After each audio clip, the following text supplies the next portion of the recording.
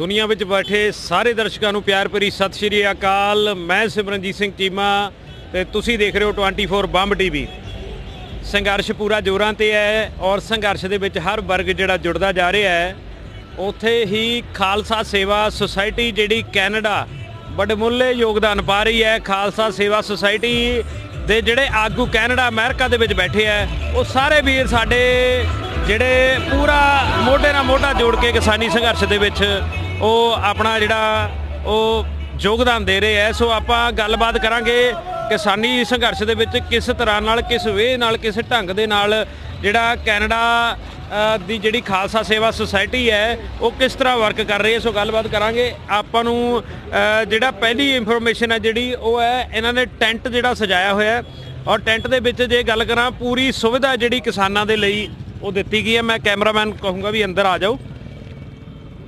सो ये जिहड़ा अंदर दा माहौल है चारे पासे जिहड़ी बैडिंग कीती हुई है और बैडिंग दे नाल नाल हर एक दे लई वधिया वोलन जे गल करिए एन टॉप दियां जिहड़ियां रजाइयां जिहड़ियां जो अजकल जिवें कहंदे ने बहुत कॉस्टली रजाइयां, आम रजाइयां नहीं ये बहुत ज़्यादा कॉस्टली रजाइयां जिवें पूरी सेवा दे विच साडे कैनेडा तो अमेरिका तो NRI वीर जां इत्थे दे जिहड़े इस सोसाइटी नूं चलाउंदे वो वीरां ने वड्डा योगदान दिता है। उधर अगर मैं कैमरामैन नूं कहां भी पिछे पहाड़ बनाए हुए है, पिछे जिहड़े मैं दिखावां पहाड़ बना दिते हैं रजाइयां दे भी। कोई गुरु नानक साहब दा लंगर है, किसी गल दी कोई थोड़ नहीं कोई घाट नहीं। सो गलबात करांगे बाई जी नाल। बाई जी सत श्री अकाल।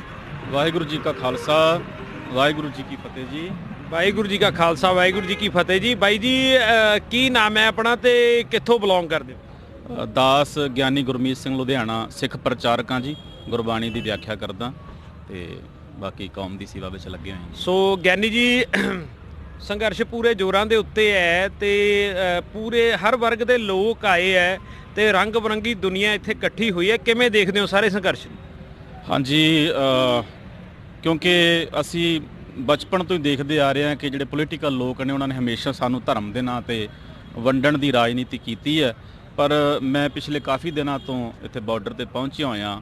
ਇੱਕ ਪਾਸੇ ਹਿੰਦੂ ਵੀਰ ਆਪਣੀ ਪੂਜਾ ਕਰ ਰਹੇ ਆ, ਦੂਸਰੇ ਪਾਸੇ ਮੁਸਲਮਾਨ ਵੀਰ ਜਿਹੜੇ ਆ ਉਹ ਆਪਣੀ ਨਮਾਜ਼ ਅਦਾ ਕਰ ਰਹੇ ਆ ਤੇ ਜਿਹੜੇ ਸਿੱਖ ਵੀਰ ਨੇ ਉਸ ਸਵੇਰੇ ਨਿਤਨੇਮ ਹੁੰਦਾ ਹੈ, ਆਸੇ ਦੀ ਵਾਰ ਦਾ ਕੀਰਤਨ ਹੁੰਦਾ ਹੈ। ਮਤਲਬ ਜਿਸ ਤਰ੍ਹਾਂ ਅਸੀਂ ਇਹਨੂੰ ਕਹਿ ਸਕਦੇ ਹਾਂ ਕਿ ਸਾਰੇ ਧਰਮਾਂ ਦੇ ਲੋਕ ਬੜੀ ਸਦਭਾਵਨਾ ਪਿਆਰ ਦੇ ਨਾਲ ਇੱਥੇ ਡਟੇ ਹੋਏ ਨੇ ਜੀ ਆਪਣੇ ਹੱਕਾਂ ਦੇ ਲਈ। ਸੋ ਬਾਈ ਜੀ ਇਹ ਐਟਮੋਸਫੇਅਰ ਕ੍ਰੀਏਟ ਕੀਤਾ ਤੇ ਤੁਸੀਂ ਮੈਨੂੰ ਪਤਾ ਲੱਗਾ ਵੀ ਤੁਸੀਂ ਜਿਹੜੀ ਖਾਲਸਾ ਸੇਵਾ ਸੁਸਾਇਟੀ ਨਾਲ ਜੁੜੇ ਹੋਏ ਹੋ ਔਰ ਕਿਵੇਂ ਵਰਕ ਕਰਦੇ ਹੋ, ਸਾਰਾ ਇਹ ਕਿਵੇਂ ਮੈਨੇਜ ਕਰਦੇ ਹੋ ਤੇ ਤੁਹਾਡੀ ਕੀ ਡਿਊਟੀ ਰਹਿੰਦੀ ਹੈ?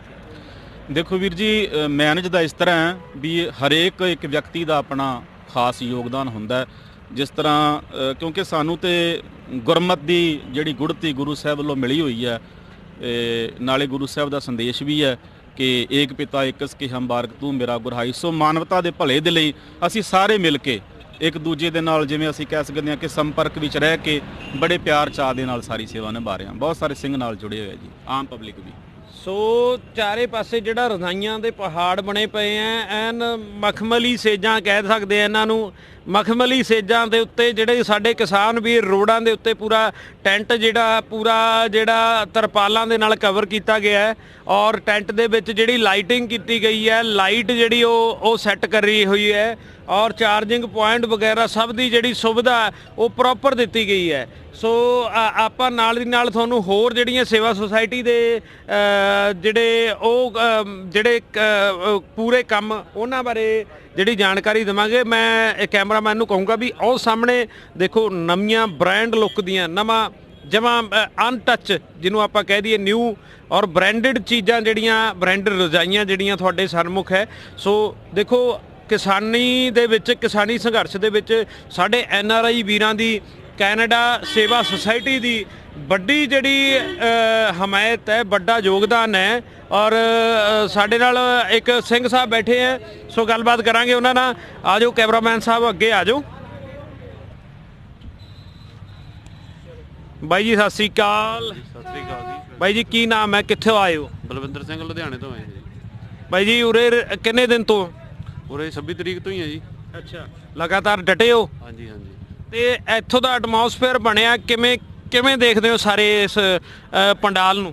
ਇਹ ਪੰਡਾਲ ਬਹੁਤ ਵਧੀਆ ਲਾਇਆ ਇਹਨਾਂ ਨੇ। ਪਹਿਲਾਂ ਦੂਰ ਸੀ, ਉੱਧਰ ਜਾਣਾ ਪੈਂਦਾ ਸੀ। ਆਹ ਬੜੀ ਵਧੀਆ ਸਹੂਲਤ ਨੇੜੇ ਦੇ ਦੀ, ਇੱਥੇ ਫਿਰ ਨੇੜੇ ਸੇਵਾ ਕਰ ਲਈਦੀ ਆ। ਨਾਲੇ ਉਰੇ ਸੰਗਤ ਨੂੰ ਲੋੜ ਸੀਗੀ ਇੱਥੇ ਪੰਡਾਲ ਦੀ, ਕਿਉਂਕਿ ਦੂਰ ਸੀ ਦੂਜੇ ਪੰਡਾਲ।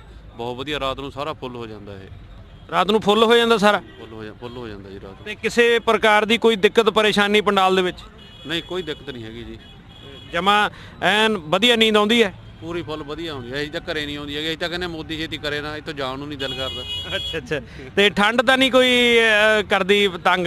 ਨਹੀਂ, ਠੰਡ ਤੰਗ ਨਹੀਂ ਕਰਦੀ ਹੈਗੀ। ਇੱਥੇ ਤਾਂ ਮੈਂ ਸੁਣਿਆ ਠੰਡ ਪਤਾ ਵੀ ਨਹੀਂ ਲੱਗਦਾ ਵੀ ਹੈਗੀ ਹੈ। ਨਹੀਂ, ਪਤਾ ਨਹੀਂ, ਅੱਧੀਆਂ ਬਾਦੀਆਂ ਪਾਉਣੀ ਪੈਂਦੀ, ਸੇਵਾ ਕਰੀ ਆ, ਲਾਉਣੀ ਪੈਂਦੀ ਕੋਟੀ ਕਾਟੀ ਜਾ ਕੇ। ਅੱਛਾ। ਸਾਰਾ ਕੁਝ ਲਾਉਣਾ ਪੈਂਦਾ।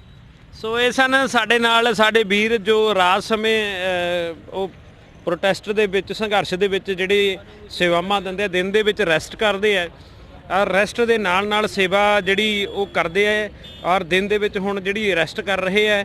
ਸੋ ਬਹੁਤ ਹੀ ਸੋਹਣਾ ਐਟਮੋਸਫੇਅਰ ਹੈ। ਬਹੁਤ ਵੱਡੇ ਦੇਖੋ ਸਿੰਘਾਂ ਨੇ ਐਨ ਅੰਬਾਰ ਲਾਏ ਪਏ ਹੈ, ਜਿੱਥੇ ਰਜਾਈਆਂ ਦੇ, ਬਲੈਂਕਟਸ ਦੇ, ਕੰਬਲਾਂ ਦੇ।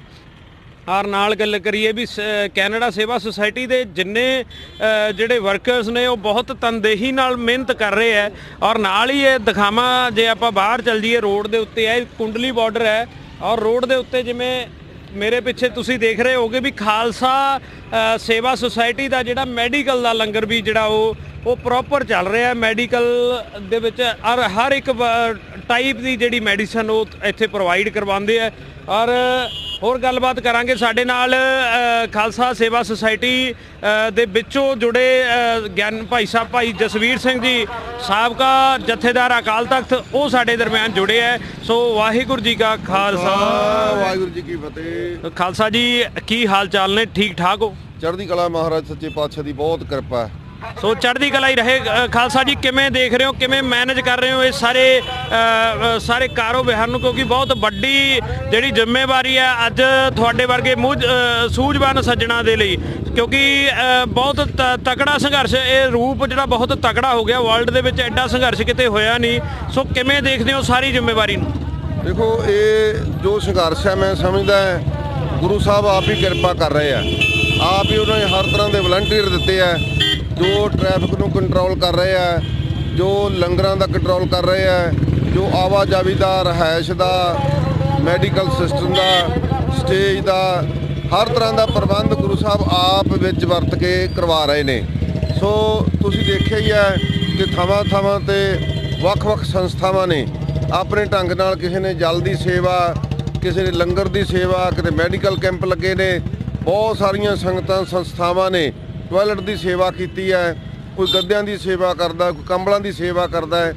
ਇਸੇ ਤਰ੍ਹਾਂ ਹੀ ਅੱਜ ਜਿਹੜੇ ਅਸੀਂ ਕੈਂਪ ਤੇ ਖੜ੍ਹੇ ਹਾਂ, ਇਹ ਖਾਲਸਾ ਸੇਵਾ ਸੁਸਾਇਟੀ ਕੈਨੇਡਾ ਤੋਂ ਟੋਰਾਂਟੋ ਦੇ ਸਿੰਘ ਨੇ, ਜਿਨ੍ਹਾਂ ਨੇ ਵੱਡੇ ਉਪਰਾਲੇ ਦੇ ਨਾਲ ਇਹ ਸਾਰਾ ਕਾਰਜ ਕੀਤਾ। ਜਿਹੜੇ ਸਿੰਘ ਆਪ ਦਸਾਂ ਨੌਂ ਦੀ ਕਿਰਤ ਕਰਦੇ ਆ, ਔਰ ਸੰਗਤਾਂ ਦੇ ਸਹਿਯੋਗ ਨਾਲ ਹਰ ਥਾਂ ਤੇ, ਭਾਵੇਂ ਉਹ ਹੜ੍ਹ ਪੀੜਤਾਂ ਦਾ ਸਮਾਂ ਸੀ, ਭਾਵੇਂ ਉਹ ਬਹੁਤ ਵੱਡੀ ਜਦੋਂ ਮਹਾਮਾਰੀ ਫੈਲ ਗਈ ਸੀ, ਉਦੋਂ ਥਾਵਾਂ ਤੇ ਲੰਗਰ ਲਾਉਣ ਦਾ ਸੀ। ਇਸੇ ਤਰ੍ਹਾਂ ਸੰਘਰਸ਼ ਨਾਲ ਜੁੜੇ ਹੋਏ ਪਰਿਵਾਰਾਂ ਦੀ ਸਹਾਇਤਾ ਦਾ ਇਹ ਬਹੁਤ ਵੱਡੀ ਸੰਸਥਾ, ਵੱਡੀ ਪੱਧਰ ਤੇ ਸੇਵਾ ਕਰ ਰਹੀ ਹੈ। ਸੋ ਇਹ ਜੋ ਮੈਡੀਕਲ ਕੈਂਪ ਲੱਗਾ ਹੈ, ਇਹ ਲਗਾਤਾਰ ਜਿਹੜੇ 2 ਡਾਕਟਰ ਨੇ ਇੱਥੇ ਡਿਊਟੀ ਦਿੰਦੇ ਨੇ, ਤੇ ਹਜ਼ਾਰਾਂ ਹੀ ਸੰਗਤਾਂ, ਕਿਉਂਕਿ ਤੁਹਾਨੂੰ ਪਤਾ ਹੈ ਜਦੋਂ ਪੰਜਾਬ ਤੋਂ ਕਿਸਾਨ ਜਥੇਬੰਦੀਆਂ, ਸਮੂਹ ਸੰਗਤਾਂ ਹਰਿਆਣੇ ਦੇ ਵਿੱਚ ਪ੍ਰਵੇਸ਼ ਹੋਈਆਂ, ਤਾਂ ਉੱਥੇ ਵੱਡੇ ਬੈਰੀਕਟ, ਵੱਡੀਆਂ ਰੁਕਾਵਟਾਂ, ਪੱਥਰ ਖੜੇ ਲਾ ਦਿੱਤੇ ਗਏ ਸੀ। ਤੇ ਜਦੋਂ ਉਹਨਾਂ ਰੁਕਾਵਟਾਂ ਨੂੰ ਤੋੜਨ ਦਾ ਯਤਨ ਕੀਤਾ ਤੇ ਟੀਅਰ ਗੈਸ ਛੱਡੀ ਗਈ, ਉਹਦੇ ਗੋਲੇ ਛੱਡੇ ਗਏ, ਇਸ ਲਾਠੀ ਚਾਰਜ ਕੀਤਾ ਗਿਆ, ਬਹੁਤ ਅਤਿਆਚਾਰ ਕੀਤਾ, ਜਿਹਦੇ ਨਾਲ ਬਹੁਤ ਸਾਰੀਆਂ ਸੰਗਤਾਂ ਜ਼ਖਮੀ ਹੋਈਆਂ, ਅੱਖਾਂ ਖਰਾਬ ਹੋ ਗਈਆਂ, ਸਿਰਾਂ 'ਚ ਦਰਦ ਹੋਣ ਲੱਗਾ। ਤਾਂ ਫਿਰ ਸੇਵਾ ਸੁਸਾਇਟੀ, ਖਾਲਸਾ ਸੇਵਾ ਸੁਸਾਇਟੀ ਨੇ ਤੁਰੰਤ ਹੀ ਉਪਰਾਲਾ ਕਰਕੇ ਮੈਡੀਕਲ ਕੈਂਪ ਦਾ ਆਯੋਜਨ ਕੀਤਾ ਹੈ, ਜਿੱਥੇ ਸੰਗਤਾਂ ਨੂੰ ਬਹੁਤ ਵੱਡੀ ਰਾਹਤ ਮਿਲੀ ਹੈ।